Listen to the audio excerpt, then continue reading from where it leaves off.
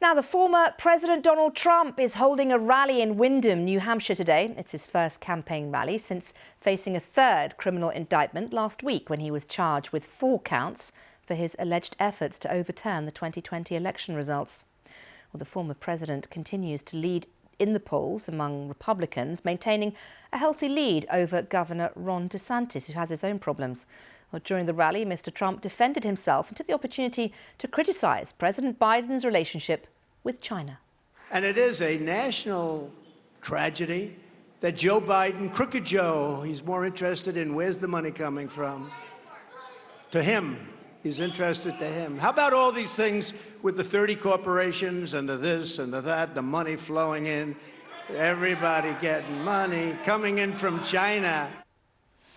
Well, let's speak now to Dr. Lauren Wright, lecturer in politics and public affairs at Princeton University. It's good to talk to you, Dr. Wright. Let me ask you, first of all, you've been listening to a little bit of what former President Trump has been saying. The formula pretty much stays the same, doesn't it? It really does, and this is a tried and true rally speech for him. The structure is very typical for a Trump speech. It's sort of rambling and conversational. It's very entertaining with the jabs at Chris Christie. He said, don't bother him. He's busy eating. I won't call him a fat pig. We're not allowed to.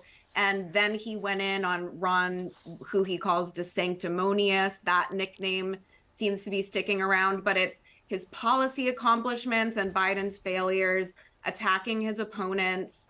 And now he's getting into some of the January 6th, and I really won Georgia, and it was a perfect phone call with the Secretary of State. So, Miriam, it has really spanned the full menu, if you will, of the Trump strategy. And it feels like, despite all the indictments, despite the recent events, nothing really has changed in that strategy.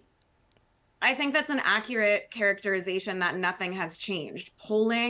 National polls of the contenders in 2024 have been remarkably stable since April now. Across all of these different indictments, Trump has been in the 50s, and he knows that. That's probably why he's skipping the debate later this month. That's a pretty smart strategy since he's so far ahead. And part of this speech was bragging about those polls and so how far ahead he is. He is sort of taking a victory lap already and transitioning to attacking Biden as if he's already in a general election environment.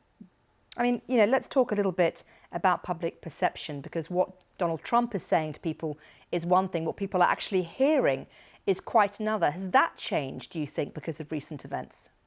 So we're still too early from the election for the voters who matter most in the general, moderates, people who just incidentally pay attention to politics, to really be watching these sorts of events closely. But the hardcore supporters and primary voters are many times. And so each candidate is sort of perfecting their message at this point.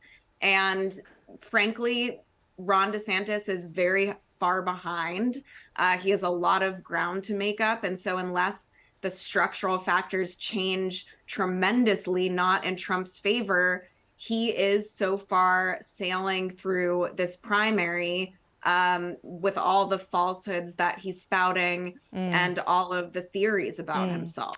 And Dr. Wright, let's take a look at Ron DeSantis, because interestingly, we've heard, haven't we, that he sacked his campaign manager. So he really is struggling.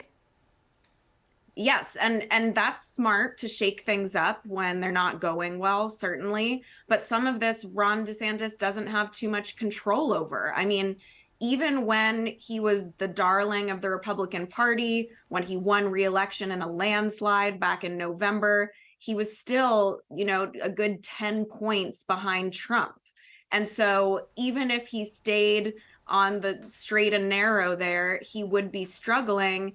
But it's very hard to close the gap that he's created. And some of that is just because, look, Trump, as I wrote about in my most recent book, is a celebrity. He's the former president. He has this show business skill set. And with a huge stage, again, of 10 candidates, 11 candidates, it is very difficult for them to distinguish themselves from one another when Trump's on the stage. It's very much a replay of 2016, and it's hard for, I'm sure, donors and activists to watch it unfold, since Trump has a pretty bad shot in a national election, at least according to current numbers. Okay, Dr. Lauren Wright from Princeton University, always good to talk to you. Thank you very much. Thank you.